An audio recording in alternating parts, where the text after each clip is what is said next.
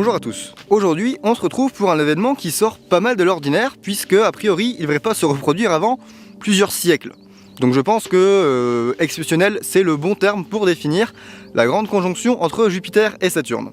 Alors ce qu'on appelle une conjonction de planètes, c'est quand les deux planètes se retrouvent très proches les unes des autres dans le ciel.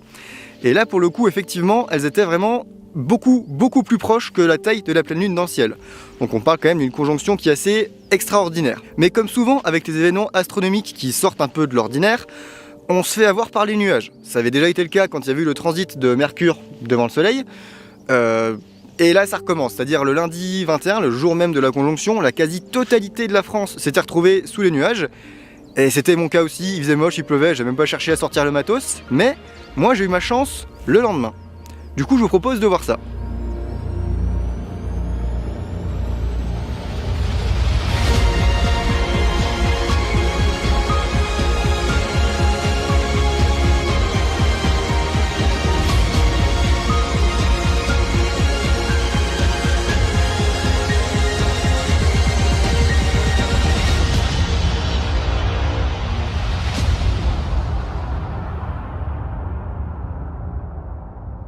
Cette vidéo, c'est la troisième que je fais sur l'imagerie planétaire sur cette chaîne.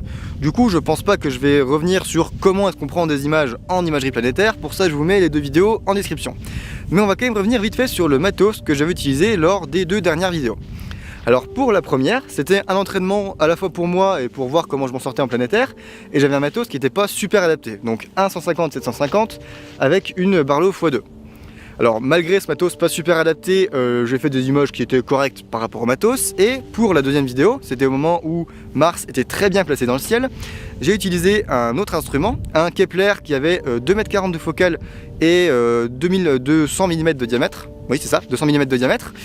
Et du coup, avec ce matos plus adapté, parce que plus de focale égale plus de zoom, j'ai eu des images qui étaient un peu plus correctes. Mais pour aujourd'hui, on va utiliser du matos qui est un petit peu différent. Alors jusqu'à maintenant, ce que j'avais utilisé, c'était toujours des télescopes, et là on va utiliser une lunette. Alors la principale différence entre ces deux instruments, c'est que les télescopes sont faits à base de miroirs et les lunettes sont faits à base de lentilles. Et l'idée c'est que les télescopes, en tout cas pour ce qui est des télescopes de type casse-grain ou les Mac, on peut facilement avoir beaucoup de focale dans un volume qui est assez réduit. Ça c'est vachement intéressant en planétaire puisqu'on veut photographier des objets qui sont tout petits, et on veut révéler des détails qui sont assez fins. Donc c'est une bonne chose d'avoir beaucoup de focale. Oui, mais aujourd'hui ce qu'on fait, c'est toujours du planétaire certes, mais c'est un peu particulier, puisqu'on va pas photographier une seule planète qui fait toujours genre au maximum 1 minute d'arc, donc 1/60e de degré, mais deux planètes qui sont espacées de quelques minutes. Alors ça reste très faible, c'est beaucoup plus faible que la taille de la pleine lune dans le ciel, mais c'est pas négligeable. Et le problème des télescopes qui sont faits pour le planétaire, c'est qu'ils ont souvent une qualité optique qui est très bonne au centre, mais dès qu'on va sur les bords de l'image, ça se dégrade assez vite.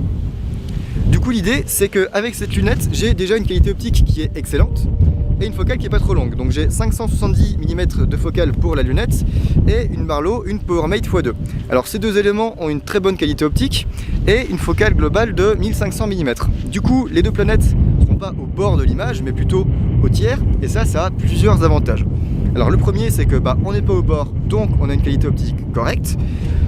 On va pas être obligé d'enregistrer tout le capteur de la caméra qui fait quand même genre 5000 par 3000 pixels, et le problème c'est qu'enregistrer tous ces pixels, même en USB 3.0, on peut le faire qu'à 20 ou 30 images par seconde.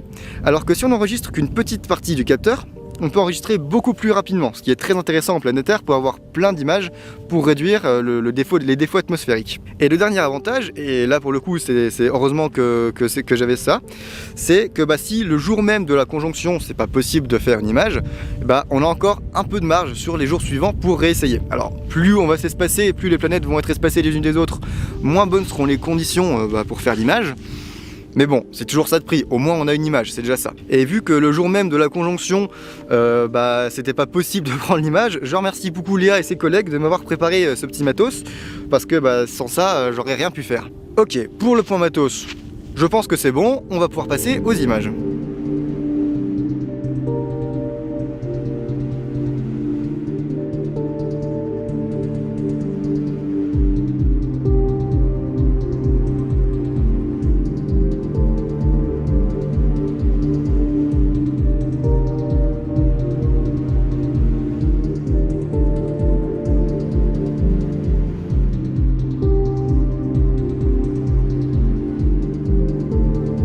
faut avouer que si on compare cette image aux autres images que je vous ai montrées en début de vidéo, il y a quand même une sacrée baisse de la résolution.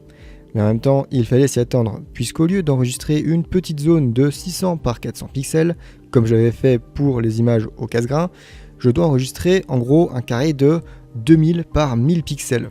Donc je divise par 10 la cadence d'image de la vidéo. Et encore, ça, c'est peut-être le plus petit des problèmes, parce que si on regarde sur le timelapse, on voit que Jupiter et Saturne étaient très basses sur l'horizon. En fait, elles étaient même presque à l'horizontale. Et ça, c'est les pires conditions pour faire de l'imagerie, en particulier en planétaire, puisque la lumière qui vient des planètes est soumise aux turbulences atmosphériques sur une distance bien plus grande que si elles étaient au zénith. Donc, les petits détails sont fortement effacés. Et effectivement, si on regarde un petit peu du côté des vidéos que j'ai enregistrées, on voit vraiment pas grand chose. Et ça amène encore un autre défaut, c'est que les vidéos que vous voyez, c'est ce que moi je voyais sur mon écran. Et j'aime autant vous dire que faire une mise au point là-dessus, c'est vraiment très compliqué. Du coup, ce que j'ai fait pour avoir une chance d'avoir au moins une image qui soit bien nette, c'est que j'en ai fait plein, en faisant des mises au point à chaque fois sur différents objets. Un coup c'était sur Jupiter, un coup sur Saturne, un coup sur les lunes de Jupiter. Et en faisant ça, j'ai quand même réussi à m'en sortir à peu près. Mais ce qui rend cette image vraiment cool, c'est pas forcément la qualité optique des planètes qu'on voit dessus, c'est le fait que cette image était prise en une seule fois, et pas comme les autres images que je vous ai montrées des planètes où je me suis amusé à les coller les 4 et les unes à côté des autres. Là, c'est vraiment une seule image qui a été prise sans tricherie, et ça permet de se rendre compte de plusieurs choses, comme la différence de luminosité entre Jupiter et Saturne, ou si on s'amuse à coller une image de la Lune que j'ai fait le même soir, on voit aussi à quel point elles étaient proches ce soir-là, même si c'était même pas le jour de la conjonction, mais le jour d'après. Et après cette soirée pleine de rebondissements, parce que vous avez bien vu sur le timelapse que j'ai vraiment jonglé entre les nuages, il s'est mis à neiger pendant plusieurs jours et j'aurais aimé réessayer de la faire le samedi, donc 4 jours plus tard, mais malheureusement ce jour-là, les nuages se sont levés une demi-heure trop tard. Donc il va falloir que je me contente de cette image dont je suis quand même pas mécontent. Bon voilà, on arrive vers la fin de la vidéo. Alors avant que vous partiez, j'aimerais bien aussi, si vous le voulez bien évidemment, que vous m'envoyiez vos images que vous avez fait de la conjonction. Alors pour voir ce que vous avez réussi à faire, et je sais qu'il y a certains de mes abonnés qui sont à la Réunion, donc peut-être que vous avez pu faire des trucs sympas, et je vous mets le mail en description si vous voulez m'envoyer vos images. Donc voilà, je serais assez curieux de voir ce que vous avez réussi à faire. En tout cas, si cette vidéo vous a plu, n'hésitez pas à liker, partager, commenter, vous connaissez la chanson, bref, ciao les gens, et à la prochaine.